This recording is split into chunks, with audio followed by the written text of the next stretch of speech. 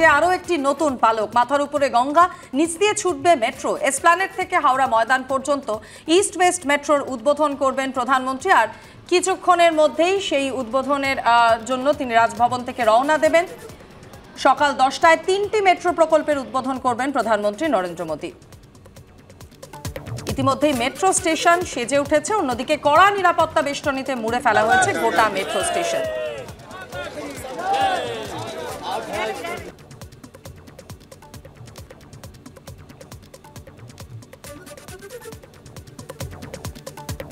সকাল 10টায় প্রধানমন্ত্রী নরেন্দ্র মোদী তার 3টি মেট্রো প্রকল্পের উদ্বোধন করার কথা রয়েছে। এসপ্ল্যানেড থেকে হাওড়া ময়দান পর্যন্ত ইস্ট ওয়েস্ট মেট্রোর উদ্বোধন করবেন তিনি আজ। রাজ্যে ফের প্রধানমন্ত্রী নরেন্দ্র মোদী। বারাসাতে জনসভার আগে রাজভবন থেকে বেরিয়ে তিনি সরাসরি চলে আসবেন ধর্মতলায় এবং এখানে এসে তিনি রাজ্যের কলকাতার 3টি মেট্রো রুটের উদ্বোধন করবেন। এই ধর্মতলা থেকে হাওড়া ময়দান পর্যন্ত মেট্রো, যেটা গঙ্গার নিচ দিয়ে দেশের প্রথম, নদীর নিচ দিয়ে দেশের প্রথম মেট্রো উদ্বোধন হবে আজকে। এবং সেখানে ধর্মতলা থেকে হাওড়া ময়দান পর্যন্ত ইস্ট ওয়েস্ট মেট্রোর যে অংশ, সেই মেট্রো তিনি উদ্বোধন করবেন। পাশাপাশি আরও 2টি প্রজেক্ট এখানে উদ্বোধন করা হবে। সেখানে নিউ গড়িয়া থেকে রুবি পর্যন্ত, অর্থাৎ হেমন্ত মুখোপাধ্যায় থেকে কবি সুভাষ পর্যন্ত যে মেট্রো স্ট্রেচ রয়েছে অরেঞ্জ লাইন, সেই অরেঞ্জ লাইনের উদ্বোধন করা হবে আজকে। পাশাপাশি জোকা থেকে তালাতলা পর্যন্ত মেট্রো চলছিল এবং সেটাকে মাঝেরহাট পর্যন্ত সম্প্রসারণ করা হবে।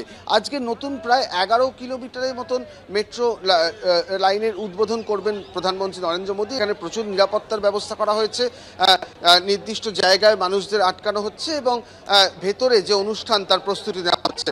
আমরা এর মধ্যেই দেখেছি যে কিভাবে গঙ্গার নিচ দিয়ে টানেল তৈরি হয়েছে, গঙ্গার নিচ দিয়ে মেট্রো চড়ার যে অভিজ্ঞতা সেটাও আমরা দেখিয়েছি এবং তার পরবর্তী সময় আমরা কিন্তু এই পুরো বিষয়টি আমরা কিছুদিনের পর মানুষের জন্য খুলে যাবে এবং মানুষ মেট্রো এই নতুন 3টি রুটে উপভোগ করতে পারবেন। ক্যামেরা প্রবীর সামন্তর সঙ্গে অরিজিৎ ভট্টাচার্য, এবিপি আনন্দ।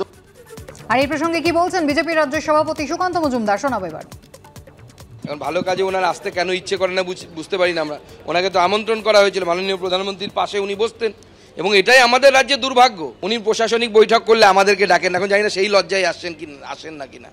প্রশাসনিক বৈঠক যখন আমার জেলায় হয় উনি আমাকে ডাকেন না, আমি সেখানে নির্বাচিত জনপ্রতিনিধি, আমার কোনো বিধায়ককে ডাকেন, আমার পার্টির কোথাও যাকে ডাকেন না। এখন হয়তো সেই আত্মশ্লাঘা যাকে বলে যে আমি ওদেরকে ডাকি না, আমি কিভাবে যাব।